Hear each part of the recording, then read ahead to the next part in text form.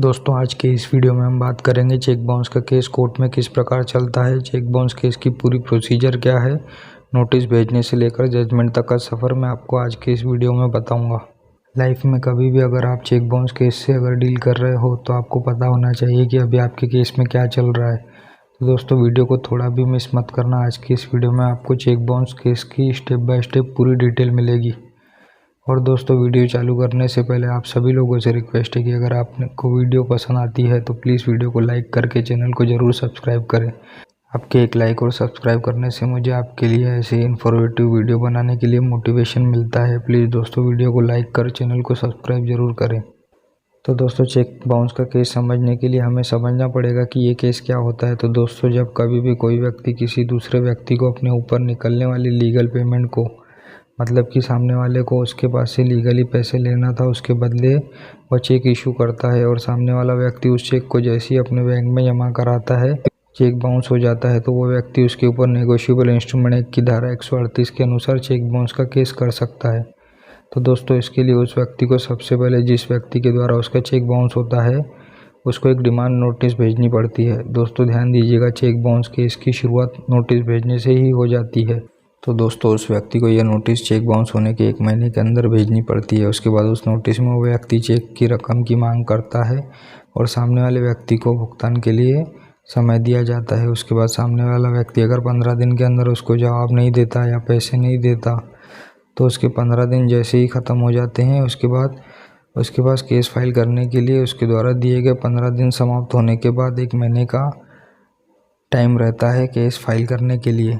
उसके बाद अगर उसके पास पेमेंट नहीं आती है या उसका कोई जवाब नहीं आता है तो वो मजिस्ट्रेट की कोर्ट में धारा 138 के अनुसार केस फाइल करता है। उसके बाद मजिस्ट्रेट के द्वारा फर्स्ट डेट पर कंप्लेनेंट का वेरिफिकेशन किया जाता है, मतलब कि उसको मजिस्ट्रेट के द्वारा पूछा जाता है कि चेक कितने का था, किस अमाउंट का था, चेक नंबर क्या है और आपको किस चीज़ का पेमेंट लेना था। इसके अलावा कंप्लेनेंट का एविडेंस भी कोर्ट में फाइल किया जाता है। तो उसके बाद इन सारी बातों को हो जाने के बाद अगर कोर्ट सेटिस्फाई हो जाती है तो वो अक्यूज़ के अगेंस्ट में प्रोसेस इशू कर देती है, मतलब कि उसको कोर्ट में आने के लिए समन भेज दिया जाता है। साथ में ही उसको केस से रिलेटेड डॉक्यूमेंट भी भेजे जाते हैं। उसके बाद अगर वो नहीं आता तो कंप्लेनेंट के वकील की एप्लीकेशन पर कोर्ट उसके अगेंस्ट में वारंट भी इशू कर सकती है। उसके बाद अगर सम्मन पर या फिर वारंट पर अक्यूज़ जब भी कोर्ट के सामने अपीयर होता है तो उसको इस केस में बेल लेना पड़ेगा। कोर्ट के ऑर्डर के अनुसार उसको पर्सनल बॉन्ड या फिर श्योरिटी देकर भी रिलीज़ किया जाता है। उसके बाद अगली स्टेज आती है पर्टिकुलर की, यानी कि चार्ज की। कोर्ट के द्वारा अक्यूज़ से पूछा जाता है कि आपको गुनाह कबूल है या नहीं। गुनाह कबूल होने पर उसको सज़ा दे दी जाती है, जो कि चेक अमाउंट डबल तक हो सकती है या फिर 2 साल तक की जेल या फिर दोनों भी हो सकती है। लेकिन चेक बाउंस के केस में जनरली ऐसा नहीं होता। अगर दोनों पार्टीज़ में अगर समझौता हो जाता है तो कंप्लेनेंट किसी भी स्टेज पर केस विड्रॉल कर सकता है। अगर ये समझौता एविडेंस की स्टेज के पहले होता है तो कंप्लेनेंट को उसके द्वारा भरी गई कोर्ट फी भी वापस मिलती है। तो दोस्तों आगे बढ़ते हैं। ये तो बात हो गई गुनाह कबूल करने की। उसके बाद अगर अक्यूज़ के द्वारा गुनाह कबूल नहीं किया जाता तो केस आगे एविडेंस की स्टेज पर बढ़ता है, जिसमें केस फाइल करते टाइम ही कंप्लेनेंट के वकील के द्वारा विटनेसेस की लिस्ट दी जाती है और उनको बारी बारी एविडेंस देने के लिए कोर्ट में बुलाया जाता है। पहले कंप्लेनेंट के वकील के द्वारा उनकी चीफ एग्जामिनेशन ली जाती है और बाद में अक्यूज़ के वकील के द्वारा उनकी क्रॉस एग्जामिनेशन। इसी तरह कंप्लेनेंट के द्वारा पेश किए गए हर विटनेसेस के साथ होता है।